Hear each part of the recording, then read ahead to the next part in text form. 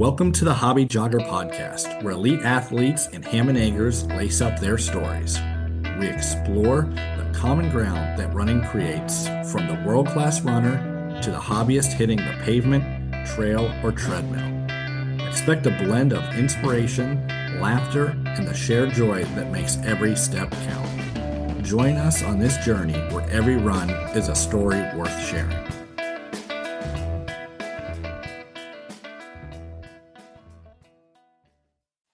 Thank you for joining this episode of The Hobby Jogger. I am the co-host, Casey Koza, once again joined by my co-host, Mr. Rob Myers. Rob, how are you doing today? I'm doing well. The sun is out. Looks like the weather's turned. I'm actually getting out there, putting some miles, at least down here. I don't know what it is for you guys.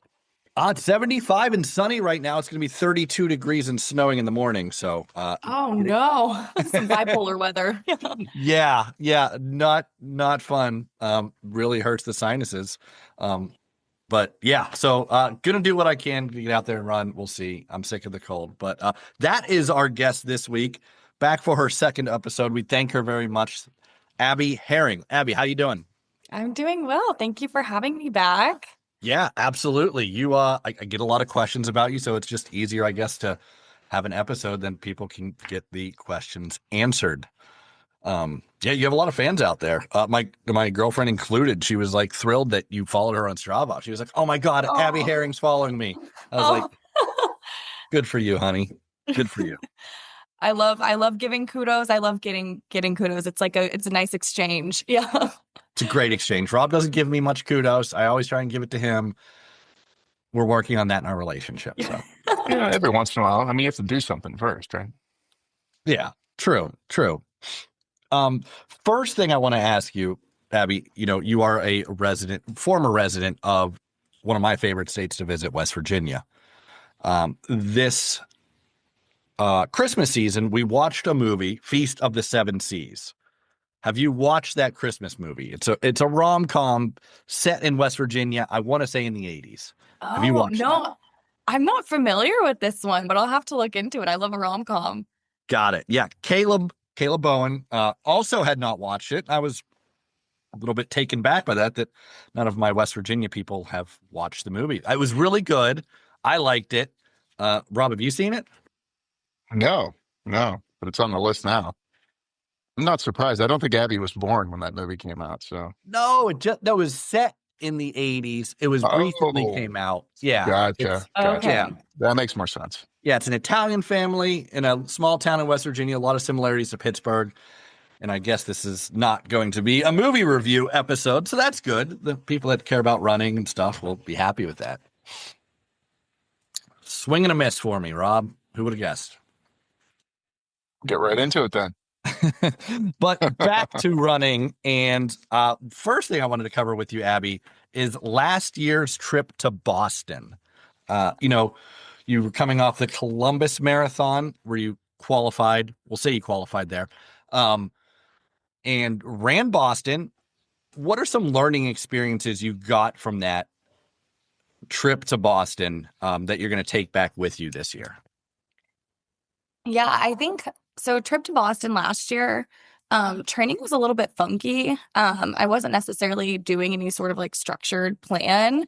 I was kind of just like hopping in some workouts with my roommate at the time, who was she still had track eligibility at Marshall.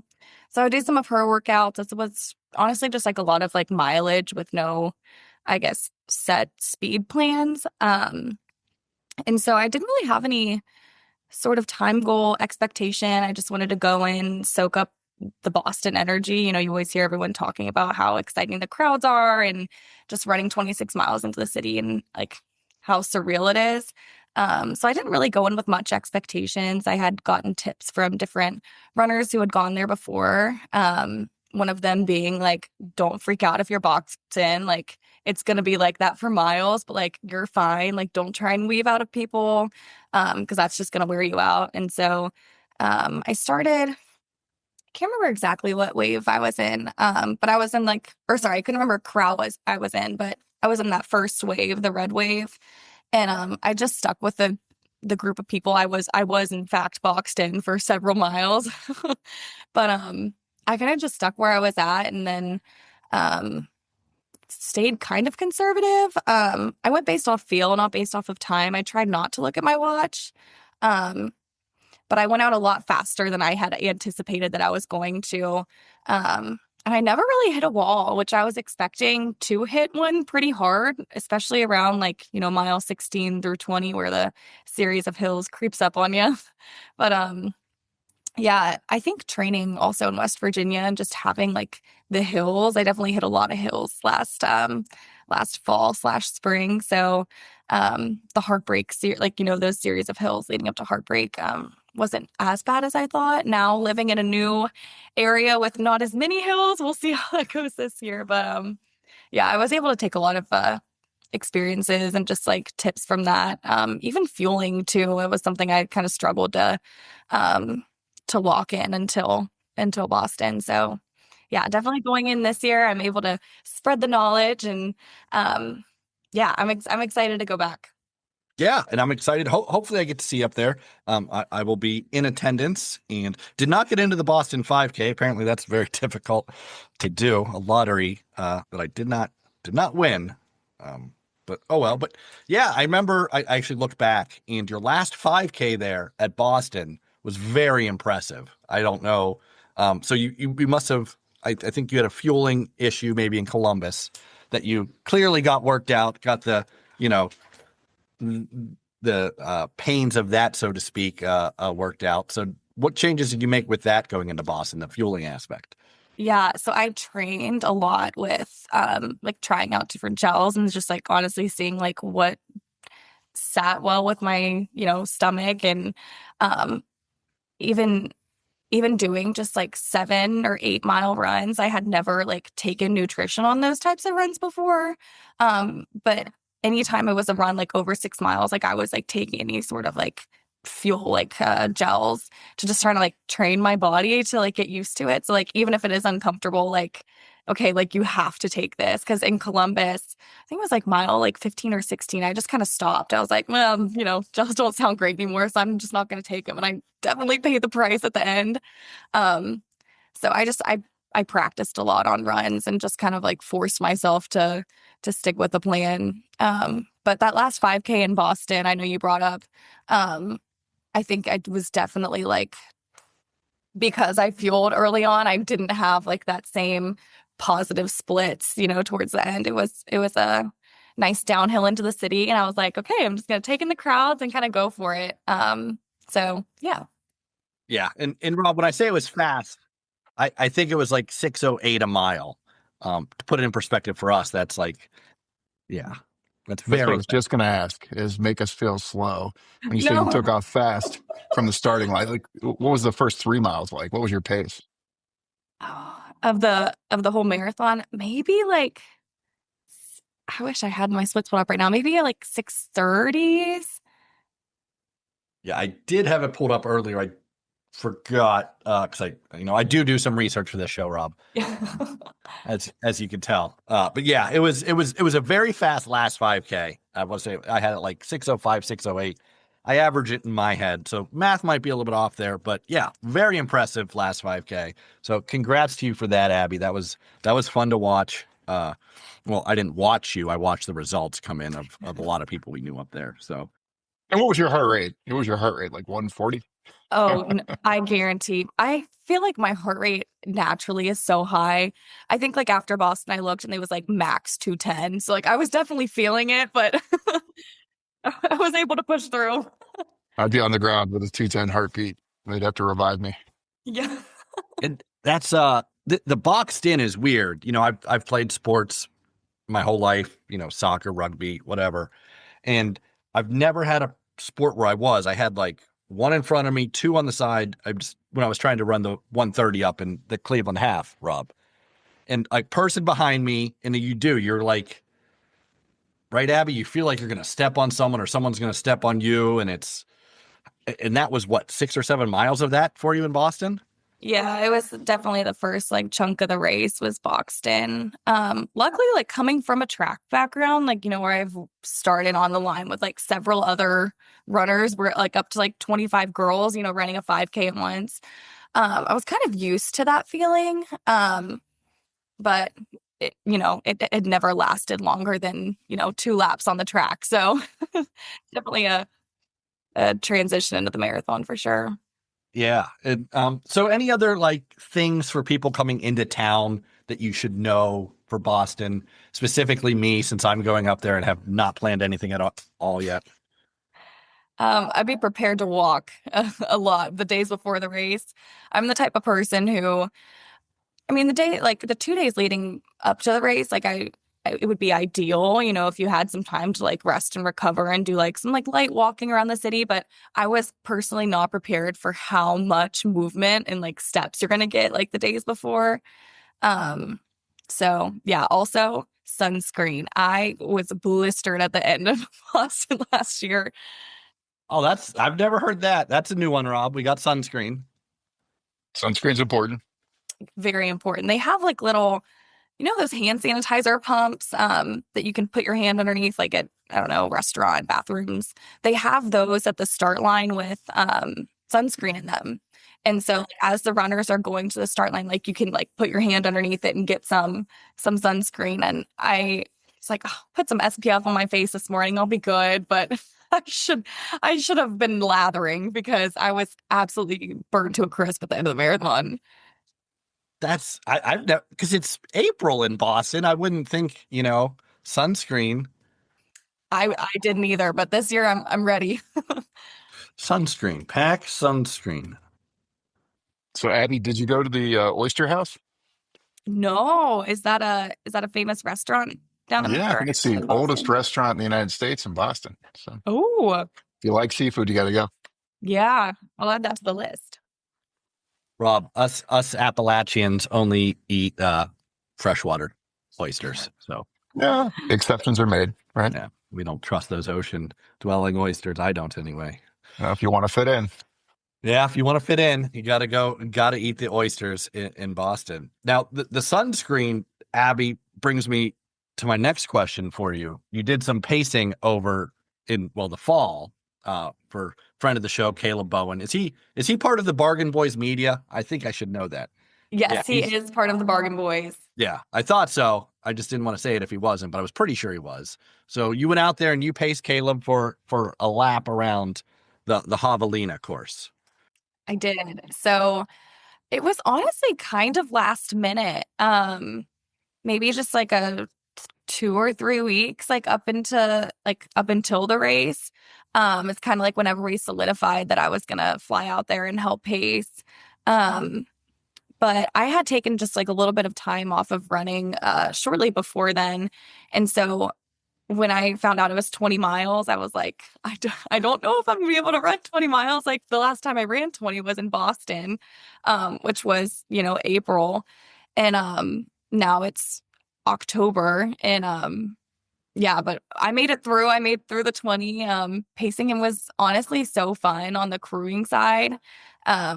We got done with the 20-mile loop and I was like, I think I could go for 10 more.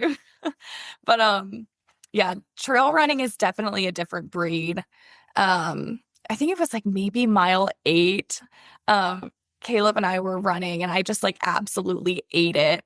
I finished the race with like scraped and bloody knees. But actually, I don't know if you know this or not, but I signed up for the Javelina 100K this upcoming October after pacing Caleb. Oh, sweet. Awesome. Yeah. Had a lot of fun out there. I don't think I'm ready for the 100-miler, but 100K is on the books for this year. Yeah, that's awesome. Breaking news here, Rob. Yeah. Oh, yeah, we love it. So that you've run the biggest marathon in US, because that would be Boston. I mean, I imagine it is. I didn't look it up or anything. And now you went out to Javelina and saw that crowd, which I would say is probably one of the bigger ultra races in the United States. What are some differences you noticed maybe about, we'll say, the people or the culture, the atmosphere? Little bit different, I imagine, correct? Yeah, honestly, completely different. Say being in Boston, you look to your left and your right and everyone's super serious. They have on their like pit viper sunglasses and their alpha flies, and no one's really chatting at the start line. Everyone's just like very locked in and serious. I feel like that's kind of typical for road runners, especially people who are at Boston. And then complete opposite end of the spectrum, down in Javelina. I mean, it's like a full-on party. Like if you've ever been down there, like seen the videos, like there's girls twirling fire. There's like people walking on stilts. People are eating hot dogs and taking naps and taking fireball shots. And it's like completely different atmosphere. And like I respect and I enjoy being a part of both of them. It's just so interesting to see both sides of the running community.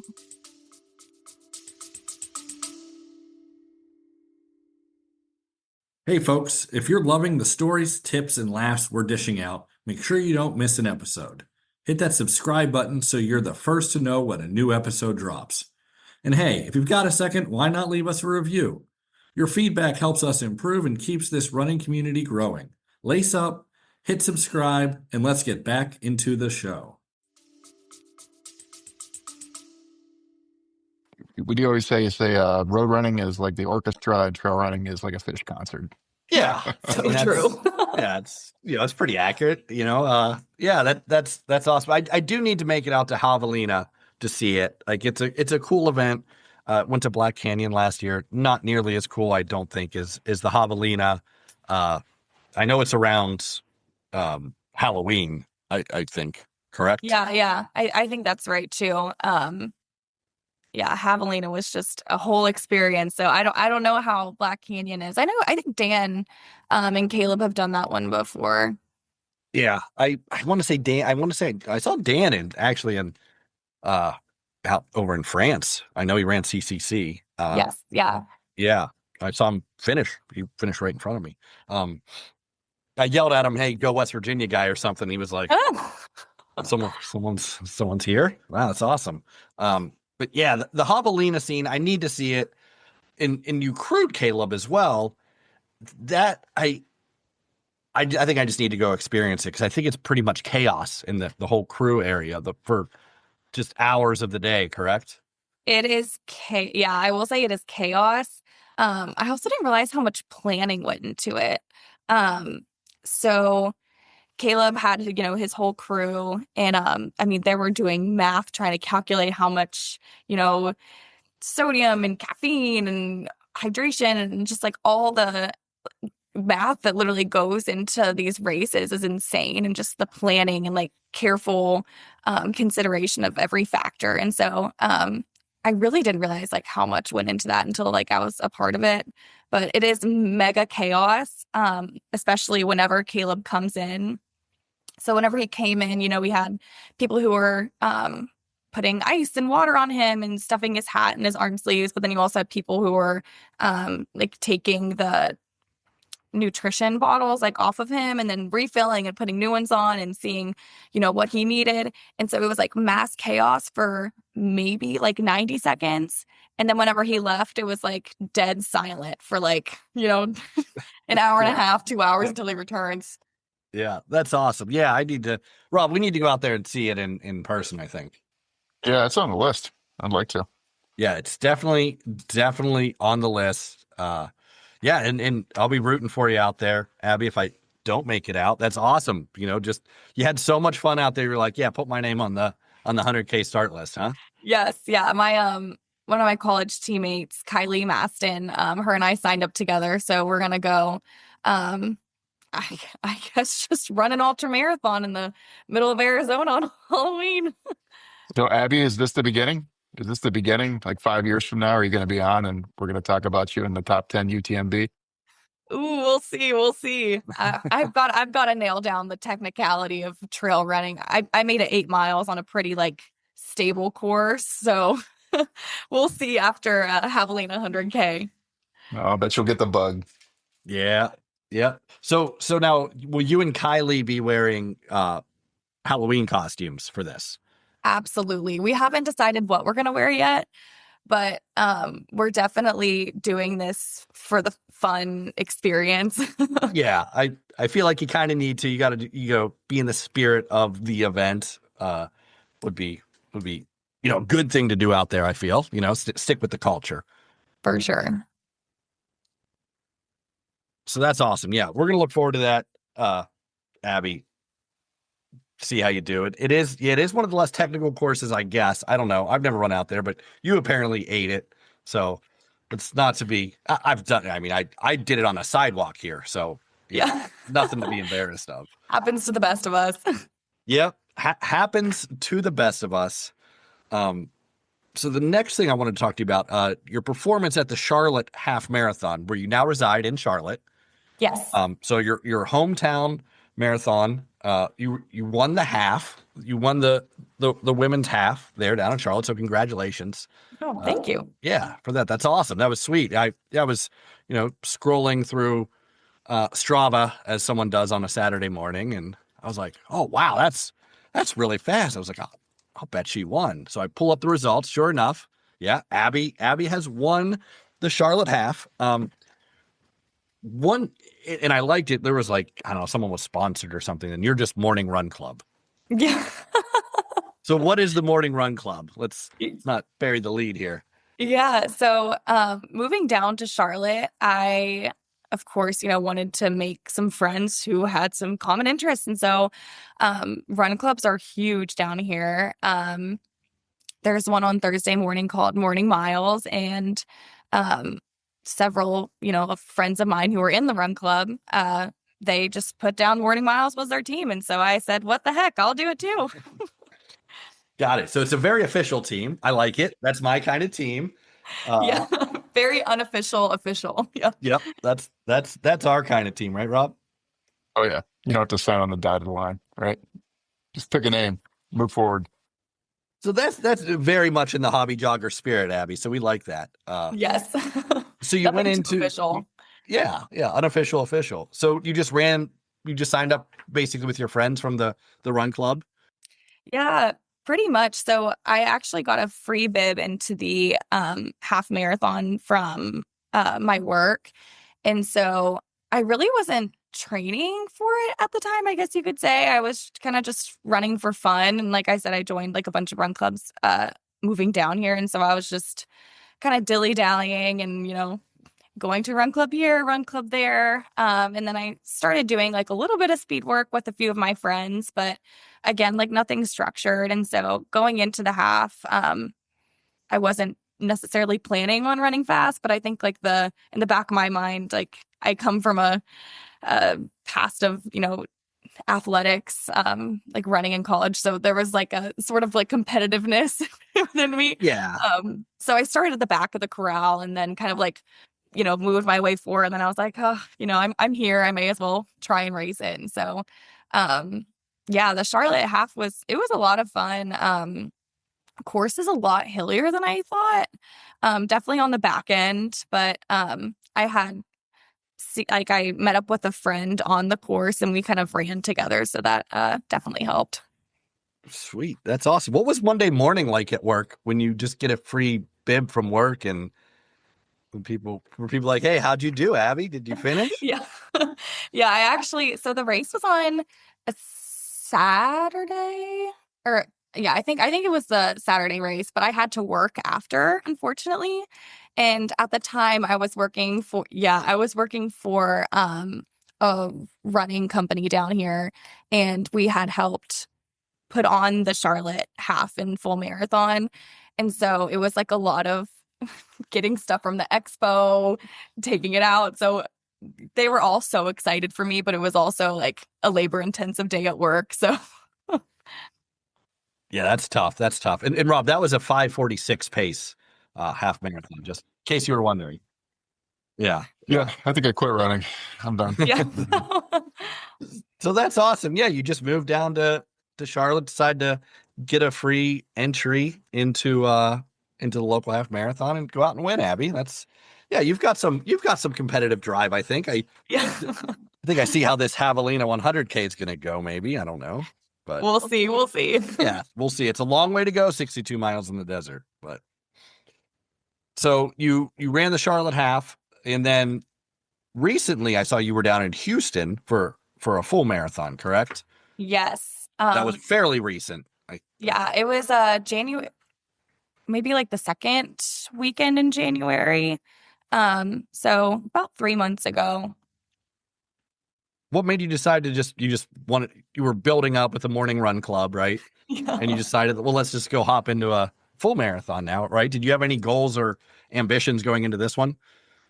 So again, similar to the Charlotte half, well, I guess I didn't get a free bib into this one, of course, but one of my coworkers, her name is Jenny, and she had told me that she really wanted to run the Houston half marathon. And so one day at work, I had heard that and I was like, well, let's just do it. Let's just sign up and we can go and make a girls trip out of it. And so in that moment, we got out our laptops and she signed up for the half and I signed up for the full, and we decided we were going down to Houston. It was a very impulsive decision. But yeah, I'm honestly so glad that I did it. But similar to the Charlotte half, I really didn't have any expectations going into it. I had run 2:49 in Boston, but I was also running a lot more miles than I was before Houston. I was probably, I think before Boston, last year, I was averaging around like 65 to 80 miles. Kind of just fun runs, no workouts. But before Houston, it was around like 45. And so going into it, I was hoping to maybe go around 255, maybe 250, and kind of just see like what my body could do. But yeah, I ended up PRing by, I think, like 9 minutes down in Houston, which was very exciting. Yeah, those last minute races sometimes are the best. You just Yeah, sign no up and you're like, pressure. well, you need a measuring stick, right? Like, let's sign up, see where I'm at. Got the big race in 3, 4 months, whatever it may be. It's nice to just sign up and not care, just to see where the body's at. Exactly. Takes a lot of pressure off, that's for sure. So yeah, you go in with just a 250 goal and end up PRing. That's not a bad weekend. And I imagine you and your friend had a nice time down there in Houston. Yeah, yeah. We had a whole girls trip. It was a lot of fun down there, and she had a PR too, and so yeah, definitely something to celebrate. Yeah, for sure. I'm celebrating for you. Now, Yeah.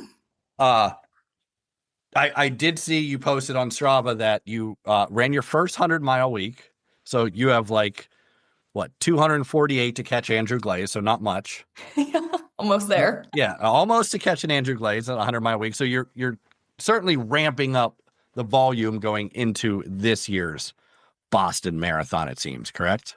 Yes. So I've definitely hitting like the highest mileage I've ever done. Um, I have a lot of flexibility right now with my current job. And so my body's healthy. Also, running is a social thing for me too. And so a lot of my friends are like, oh, we're, going out for a run this morning and this evening. And I'm like, okay, say less. And so um, I wasn't anticipating on hitting 100 miles, but it kind of just worked out that way. And, you know, crossing off the bucket list. But taper is starting now. So I think my legs are definitely happy about that. Nice. Nice. Yeah, 100-mile week. Now, I haven't done that yet. Rob, you hit 100 yet? No, not even close. Yeah, yeah. Yeah, not for me. But yeah, good to hear that you're healthy and feeling good going into this. I know we talked about the previous Boston and things you've learned there, and to wear sunscreen. For sure, you're going to wear sunscreen. I'm going to wear sunscreen now.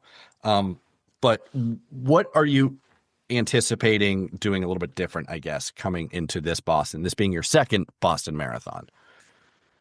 Yeah, I don't know what I'm gonna do different other than wearing sunscreen. Um, I I have switched up like I guess what I wear when I run. So I switched. I think I raced in the Nike Next Percents, which are more of honestly like a speedier like 10K shoe, maybe like half marathon 10K shoe. I switched over to the Alpha Flies for the Houston Marathon, and I really liked those. Less foot fatigue, I feel like, especially towards the end of the race. And then I ran with a running belt. in Boston this past year, and it was so overstimulating. And so now I started getting tops and bottoms that have the pockets for the gels. But I mean, racing strategies, I don't know if I'm going to necessarily change anything. I feel like I'm in a good corral and a good wave where I can kind of just like settle in and then see how I feel and go from there. Is your corral moved up this year? Yes, yes. I imagine they take your qualifying time into consideration. And do they take into consideration like your Houston Marathon time for the corrals? I don't believe so. I think I might have been able to submit that time, but I wasn't proactive enough in doing that. But last year I went in with like a maybe like 53, ended up running a 249. And so they took the 249 and applied it to this year. So I'll definitely be moved up a little bit, but yeah, I'll be happy with where I'm at. I think I'm the type of person who needs to start off a little bit conservative. Not going out from the gun and killing myself. So it'll be nice to have like a little group to hold me back. I'm surprised you didn't like the running belts. Yes, I recently switched that. I mean, I run in the woods, a little bit different. But I know what you mean. Like it just feels like I don't know. Like I don't like it. I don't know. It is a weird feeling. It took a lot to get used to. I think I would like the pockets, like, a little bit better, but yeah, that's a big thing. That's a big thing to change. And the shoes, so you're going to wear the Alpha Flies for Boston? Yes. Yes. Got it. Okay. Wearing Alpha Flies. Yeah. I don't know much about road shoes. I do know that what was it? The Alpha Flies and the Vapor Flies, the Next Percents is what I wore last year. Okay. That's Nike's big super shoe. Yes. Correct? Yeah. And that's what they had given us whenever I was running at Marshall. So I had, a few pairs that I was still cycling through. But I mean, they have reached the end of their lifespan. And so I thought about trying something new, something a little bit more marathon, something better for like the longer distances. And I definitely feel like towards the end of the race, when I was wearing the Vapor Flies, my foot was just, it was smacking the pavement so hard. But in the Alpha Flies, there's a little bit more cushion. Yeah. Yeah. I know what you mean. And then the foot fatigue certainly plays a role in that. What just curious, I know you changed your nutrition a little bit. Did you take anything from your crewing experience in the trail world with Caleb and running out there into Boston, or not Boston, but into your road running? I have not. It has opened my eyes to some things. I will say, like the powder mix that you put in drinks and stuff, I'm going to start using after Boston to try and gear up for Javelina and just like slowly incorporate that. But I think I'm going to wait until after this next marathon to start really like locking in that type of feeling. Because that's a whole nother beast. I feel like I've just now worked up the courage to to take so many gels for a marathon. Now it's like, how do I feel for the 60 plus miles? But luckily I have Caleb, who is, I'm sure, more than willing to share some tips and tricks there. What's your go-to gel? The Morton gels, I'll switch off between like the calf and the non-calf. Yeah, I tried them once. I couldn't get over the consistent. People either really, really like them or just doesn't agree with their palate, I guess, or gag reflex or something. Yeah. It's like, I don't know how they make it. It works. It's very good. And if you like it, but yeah, some people like it, some people don't, which is true with just about everything. So yeah, I think the thing I like most about the Mortons is there's no real flavor in a sense. It's just like slightly sweet.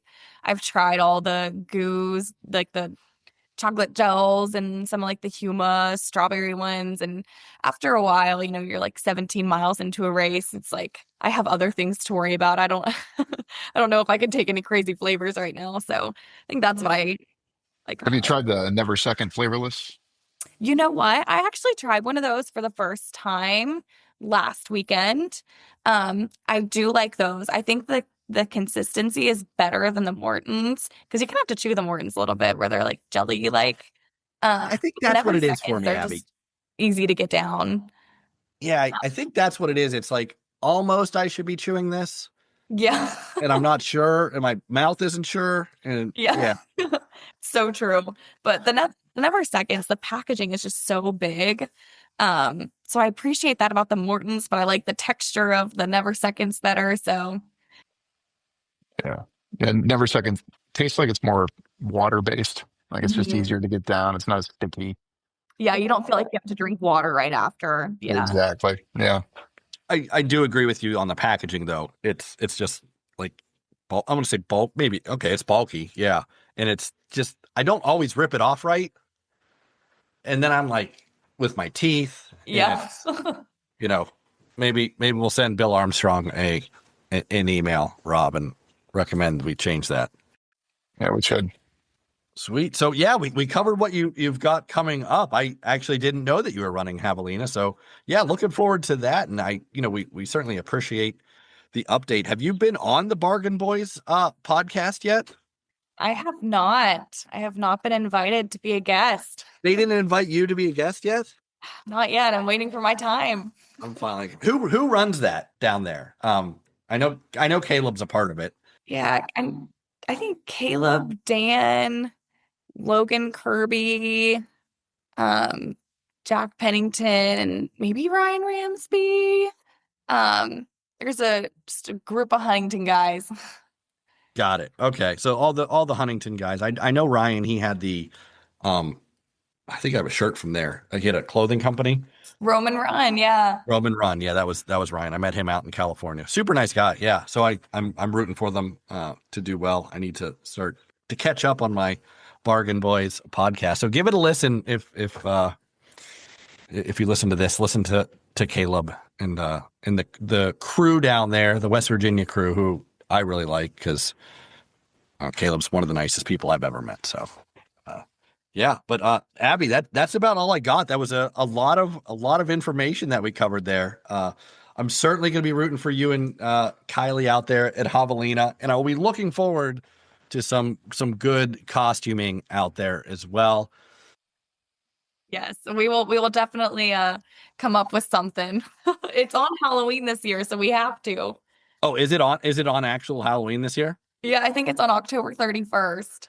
That's awesome. That's perfect timing. Yeah, there's no getting out of a costume. Rob, what do you think? Should we go out there and? Yeah. I mean, I have a Duff beer costume that, I need a place to wear it. So that would be perfect there. Yeah. I don't know that I'll be wearing my hockey sweater out in the desert, but yeah. We'll have to come up with costumes first, and looking forward to hopefully I'll be able to see you in Boston out there. I know I'm sure it's hectic, and I got to see what Will and the family are doing. So I'll be with Will. Absolutely. Yep. And shout out to my cousin Amy, who's running Boston. I'm not going to say her age. She's in an older age bracket than I am, but she is qualified for Boston. So going out there to see cousin Amy as well. So yeah, looking forward to it, Abby, and looking forward to watching your career. I mean, it's awesome. You're very humble, very talented, and you definitely like to compete. So yeah, we here at the Hobby Jogger are looking forward to watching you.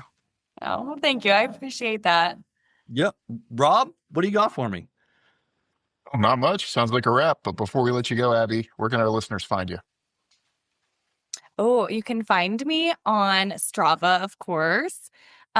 First name Abby, last name Herring, and then Instagram Abby.Herring. Thanks, Abby.